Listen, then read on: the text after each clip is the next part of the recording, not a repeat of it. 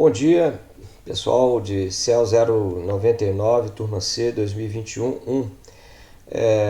Meu objetivo aqui nesse vídeo é gravar, tentar fazer um vídeo curto, né, para explicar um pouquinho daquele exercício que eu propus a vocês lá no Classroom. É um exercício do livro do Cedra, que é um livro que a gente se apoiou aí bastante, né, nos últimos anos, e eventualmente a gente vai usar também nesse curso aqui. Esse exercício veio até a edição 5 do livro do Cedra e foi descontinuado depois nas próximas edições, na 6, na 7, na 8, né, a edição de 2020 que foi lançada recentemente. Mas é um exercício interessante que representa bem aí a possibilidade de um amplificador real. O amplificador especificamente, já compartilhei com vocês aqui então o circuito de simulação. Estou usando para fazer essa gravação o OBS Studio.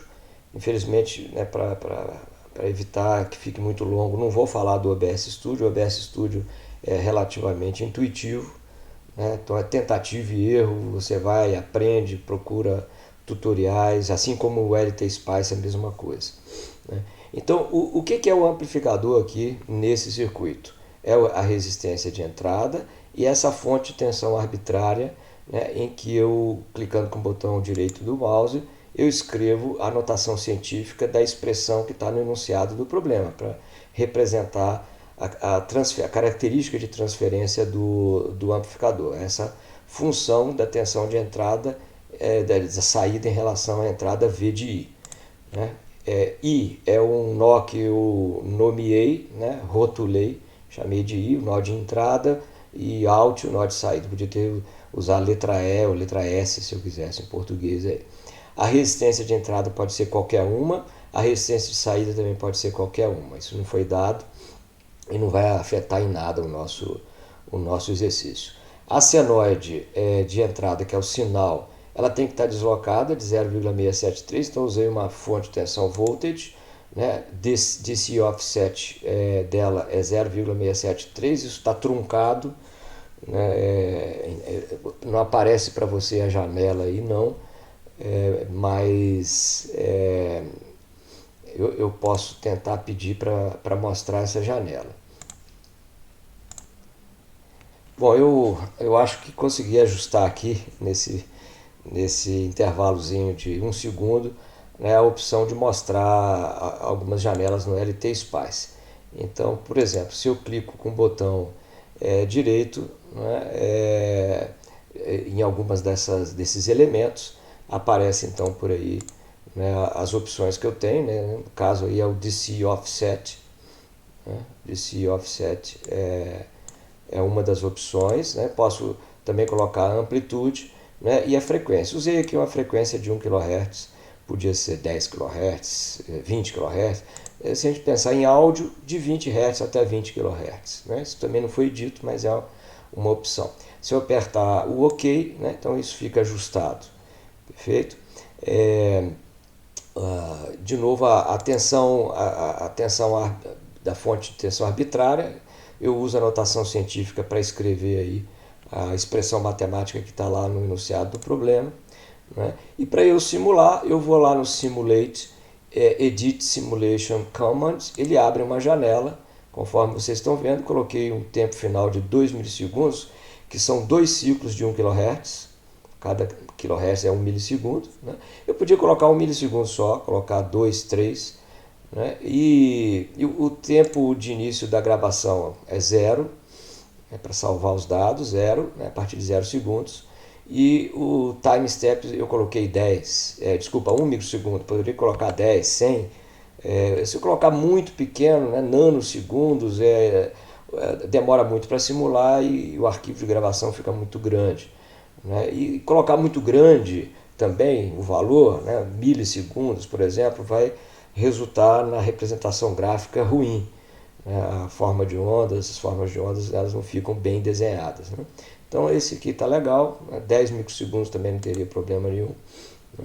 E a gente pode então pôr para simular, né? Ao simular, ele vai apresentar então as duas formas de ondas que automaticamente já são rotuladas aí. Eu não sei se para você vai acontecer isso, mas se não fizer, você vem com a sonda, né, e marca onde onde você quer ver a tensão de entrada, a tensão de saída.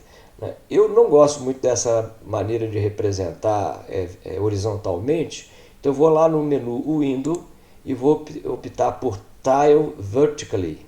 Tile Vertically. Então aí eu vejo as duas formas de onda, parecido como no osciloscópio a gente vê, né? Nesse caso aqui estou vendo a forma de onda em cima, VI, a forma de onda embaixo, Vout. Se você não estiver vendo nenhuma dessas formas de ondas, né, você pode, não sei se é o que vai acontecer com você, né? Vou simular novamente aqui e vou colocar de novo vertically e vou deletar com o del do teclado, né? Vou deletar tudo aqui, vou tirar essas opções todas, né? Como se não tivesse nada. Não sei se é assim que vai aparecer para você. Então dá o escape, né? E eu vou primeiro com o botão direito pedir para adicionar um plot pane, né? Se você não está vendo isso, na hora que você clicar com o botão direito aí vai ver umas opções. Então add plot pane.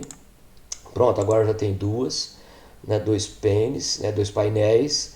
E aí volto lá no esquemático e peço a tensão de entrada em um deles, né, e vou para o outro pane e peço, por exemplo, a tensão de saída aí. Pronto, eu vou aqui apenas para deixar mais de melhor contraste, vou escolher a cor vermelha para o sinal de entrada e azul para o sinal de saída. Veja que elas estão deslocadas, né? A entrada de 0,673, como esperado, e a saída em torno de 5 volts, como esperado também. Né? Não está exatamente 5 volts porque a gente truncou aí o 0,673 na hora de resolver lá, né, a função logarítmica. Bom, eu posso ver como funciona esse amplificador aumentando a amplitude do sinal de entrada, por exemplo, para 10 milivolts, e simulo de novo. Não sei se você já percebe, né, que o sinal de saída começa a distorcer aqui, né, o semiciclo positivo da saída fica mais arredondado, mais circular, e o semiciclo negativo mais afinado, né, mais pontudo. Né? Isso representa uma não fidelidade, né, do sinal de saída com relação à entrada. Né? Eu gostaria que o meu amplificador tivesse alta fidelidade. Né? A gente usa até um termo, né, nessa parte de áudio chamado Hi-Fi, High Fidelity. High Fidelity. Né? Então, nesse caso, eu já estou perdendo fidelidade. Né? Com o milivolt, a gente não percebia isso, pelo menos. Existe até matemática para tratar essa distorção, né? Para mensurar, né? Para medir essa distorção, mas isso não vem ao caso nesse momento. Eu vou tentar aumentar um pouco mais essa amplitude, por exemplo, para 50 milivolts. Vou simular de novo e aí a gente começa a ver umas coisas bem estranhas. Né? Por exemplo, com 50 milivolts ele começa a travar aqui em torno de 10 volts, que é o limite superior, mas o limite inferior continua aí livre, né? Ele vai pontudo aí até menos 24 volts, mas isso não é possível, né? Pelo enunciado eu deveria estar travado aqui em torno de 0,3. Né? Então isso é porque a maneira que eu escolhi para simular a característica, né, foi simples, só de usar a expressão. Eu deveria tentar limitar também, né, colocar um limite inferior aí de 0,3 para a tensão de saída. Eu deixo isso como um exercício para você, né, para você pensar, né, que elemento do LT Spice que poderia ajudar, né, para travar essa tensão. Não é simples, não é trivial, não. Tem que procurar bastante, talvez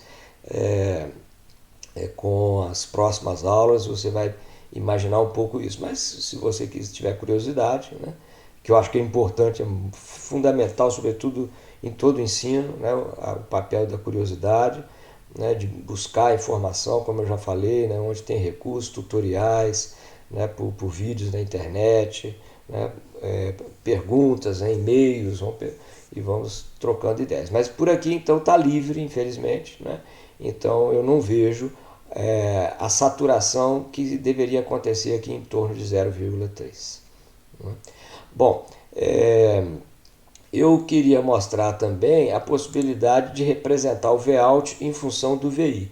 Nesse caso eu vou, com a tesoura Del do teclado, eu vou excluir esse painel. Primeiro eu acho que eu tenho que excluir a forma de onda e depois o painel. Pronto. Agora eu tenho a tensão de saída apenas e eu vou mudar o eixo horizontal aqui embaixo, o eixo da abscissa, que mostra aí tempo, né, time, e ele vai ser agora o V de I. V de I. Eu não estou excursionando em toda a faixa possível, porque a amplitude pode ser até maior, né, a amplitude do sinal. Eu vou colocar aqui, então, 600 milivolts, né, que aí ele excursiona praticamente toda a faixa de polarização negativo e positivo. E vou simular novamente isso, e aí ele vai fazer aquela curva mais ou menos esperado. Só não está legal porque automaticamente o LT Spice escolheu uma escala ruim aqui para mim. Eu vou escolher 12 volts, que eu sei que a saturação ocorre em 10, 12 volts está bom. Né? Vou escolher 0, né? E vou no inferior, né? No bottom, top 12, bottom 0. Né? E o tique, que são os degraus, né? As quadrículas, eu vou escolher, por exemplo, 2, né? De 2 em 2. Então aí ele mostra para a gente, né? Aquela característica esperada. Eu posso inclusive pedir no horizontal de 0 até, digamos, 0,8. Não preciso mais do que isso. 0,8. Vamos ver se ele mostra para a gente. Mostrou. Né? Está meio exagerado aqui, talvez eu possa usar aqui 400 milivolts, né, de janelas, e aí ficou muito, né? Posso colocar 200 também. A gente vai fazendo com tentativa e erro, fica um gráfico legal, né, que você pode capturar, né, essa tela, né, pode fazer um print screen, né, um Ctrl+C, Ctrl+V para, enfim, né, você vai, para se fosse fazer um relatório. Né? Então, pessoal, eu queria só mostrar mais uma coisinha, né? Às vezes quando a gente põe para mostrar lado a lado o esquemático e a forma de onda, né, ou a característica de transferência, o circuito fica menorzinho. Né? Então a gente vem aqui nessa lupa, né, no menu ali superior, né, com um X, e ela fica um pouco melhor. Né? Você enxerga um pouco melhor o esquemático. Bom, espero que você tenha conseguido captar algumas dos interesses aqui, né, desse problema. Né? E em caso de dúvidas, né, a gente vai interagindo lá pelo e-mail. Pessoal, hoje é sexta-feira, né? Desejo a todos aí um excelente fim de semana e a gente se encontra então na segunda-feira. Um abraço.